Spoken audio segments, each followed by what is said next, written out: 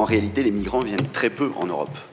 Et que si on parle simplement des Syriens, ils sont, pour ceux qui sont rentrés en 2015 pendant le premier semestre, ils sont un réfugié syrien pour 1000 habitants en Europe. À l'intérieur de l'Union européenne, ils sont 1 pour 4 habitants au Liban.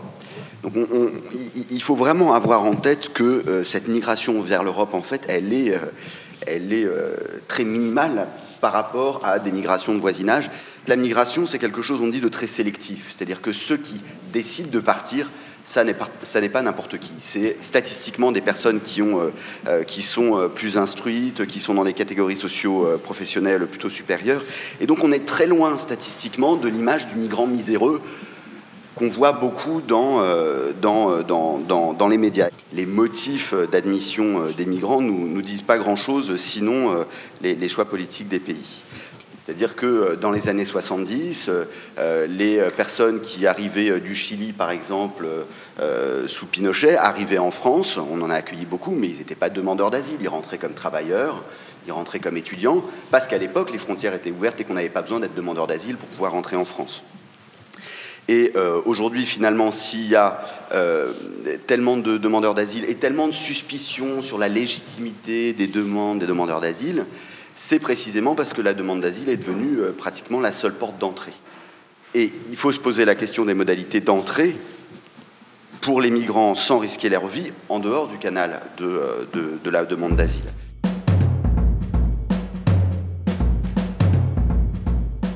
Les derniers chiffres donnent 4,2 millions de réfugiés syriens au Moyen-Orient, et donc c'est là, aujourd'hui, que se situe la majorité de ces réfugiés syriens. Et à ces 4,2 millions de réfugiés, donc ceux qui sont sortis des frontières, il faut aussi évidemment inclure les 7 millions de déplacés à l'intérieur des frontières de la Syrie. On estime à 86% des réfugiés syriens hors des camps qui vivent en dessous du seuil de pauvreté. On constate en Jordanie depuis 2014 un virage sécuritaire avec des conditions de résidence durcies, avec un contrôle accru des réfugiés. Bon, une situation humanitaire extrêmement dramatique. La moitié des enfants sont scolarisés, donc une génération entière qui est perdue. Et là, ce qui a beaucoup changé aussi tout récemment, c'est le recul de l'aide internationale et notamment la diminution des coupons alimentaires distribués par le programme alimentaire mondial. Je focalise sur la Jordanie, mais cette situation-là se retrouve dans tous les pays, et ce qui explique que de plus en plus de réfugiés syriens, en fait, se mettent à quitter ces pays d'accueil. Ceux qui ont le moins de moyens retournent en Syrie, donc évidemment au péril de leur vie, et d'autres, toujours au péril de leur vie, essayent de gagner l'Europe.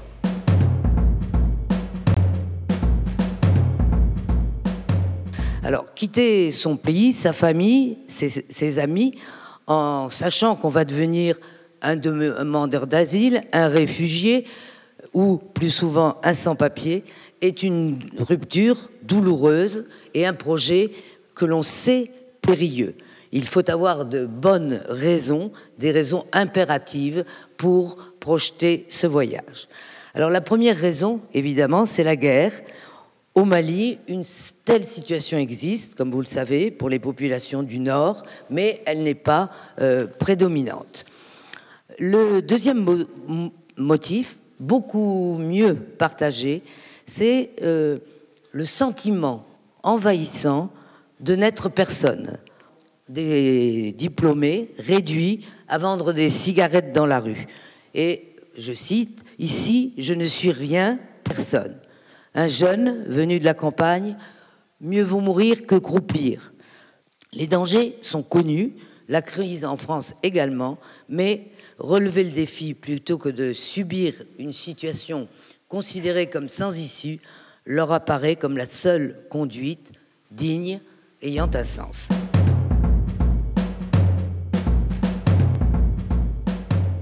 Et donc, cette dévastation que produit, entre autres, le néolibéralisme et la part des sans-parts, pour citer Rancière, entraîne de fait des désirs qui sont extrêmement liés à une nécessité pour la plupart des gens, quand on les écoute, de donner sens à leur vie, tout simplement, quand ils considèrent qu'ils ne sont plus rien. Je voudrais juste citer, comme ça, de mémoire, Ja, qui est une jeune fille, qui est l'héroïne, entre guillemets, du film que j'ai fait au Cap-Vert. Elle dit, en fait, les femmes, quand elles partent, on voit, elles changent leur peau, elles changent leur visage, elles changent leur corps, et elles changent évidemment leur manière de penser et l'esprit. Et c'est finalement probablement cette question de se transformer soi-même qui est au cœur de ce désir, entre autres, de départ. On sent vraiment cette nécessité d'engranger une parole autour de soi. Et dans le film Frontières reconduites, il y a un homme qui n'a jamais réussi sa migration et qui dit « Mais c'est pas grave, puisque de toute façon, ici, ça fait 30 ans que j'ai voulu partir, mais même quand je vais à la mare, on dit « c'est l'aventurier » et on croit que je pars. » Et c'est très important, cette question des dénominations, au sens où chacun peut se réinventer une parole. Bon, fɛn caman b'u anw fɛ yan fɛn caman b'a aw fɛ o t'anw fɛ yan sɔrɔ sira kan sɔrɔ bɛ kɛ fɛn caman na kama o sɔrɔ kɛ fɛn ninnu n'i y'o matériel bila anw fɛ yan fana anw fana bɛ sɔrɔ kɛ kama matériel ko dɛsɛ b'an na fɛn bɛɛ dɛsɛ b'anw na bon n'i sera o fɛ i b'a fɔ i bɔra diɲɛ dɔ kɔnɔ ka don diɲɛ wɛrɛ kɔnɔ i b'a fɔ an tɛ fiɲɛ kelen sama ka fili o de ye gɛlɛya caman b'anw fɛ yan. An kɔni an taara yen ka d'an ye an ɲɔgɔn sɔrɔ jida la an bɛ jɛ ka ji tigɛ na ɲɔgɔn ye wala banna yen ka d'an ye sinon hali yen dɔnbɛ ka taa anw na k'a fɔ ko Marocain b'an na ou bien Mauritanien b'an na ou bien Libyen b'an na fɛn o fɛn n'a ka di ye i bɛ sa a da la i b'o de kɛ o kɛra anw ta de ye. En Syrie, on ne le dit pas assez, depuis la sécheresse de 2008, selon mes informations, il y a plus de 1,5 million de personnes qui se sont déplacées de façon forcée. Je pense que c'est une dimension qu'il ne faut pas omettre, parce que ça permet aussi de reconsidérer globalement les enjeux qui sont devant nous, en termes de réponse également à ces migrations. Il y a effectivement une réalité du changement climatique qui est un problème dont on doit s'emparer et face auquel il faut faire des choses. Par contre, la relation entre migration et changement climatique n'est pas tant que ça établie.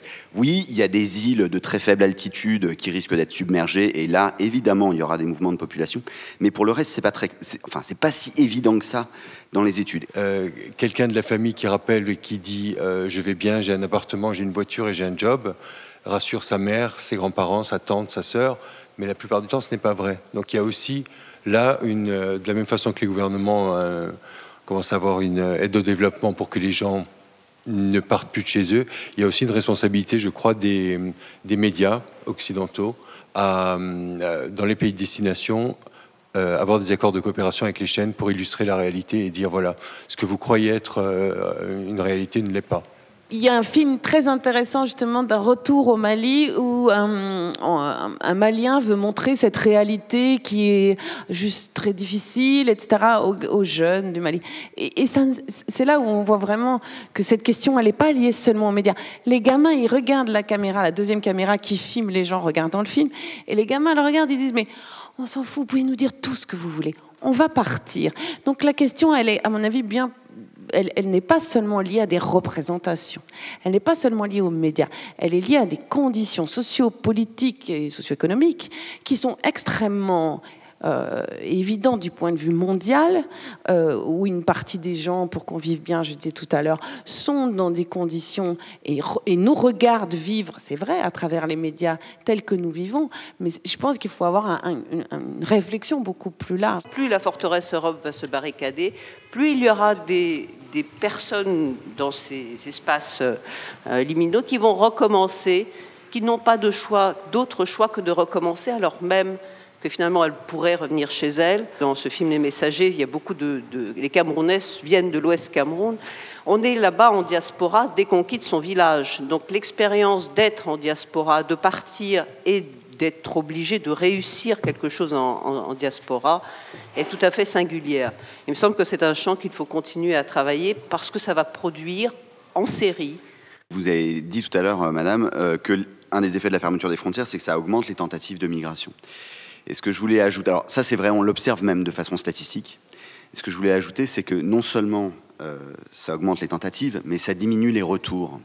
Il y a un migrant qui est mandaté, il part, il envoie de l'argent à la famille, etc. Mais celui-là, en plus, il va revenir. Mais il revient si quelqu'un d'autre va pouvoir le remplacer. Il y a une espèce de cycle. Mais si quelqu'un d'autre derrière lui ne peut pas partir, eh ben, il ne rentre pas. Et finalement, la fermeture des frontières, elle a ce double effet pervers d'augmenter les tentatives et la mortalité du coup des migrants qui cherchent à partir, mais aussi de réduire les retours dans les pays d'origine.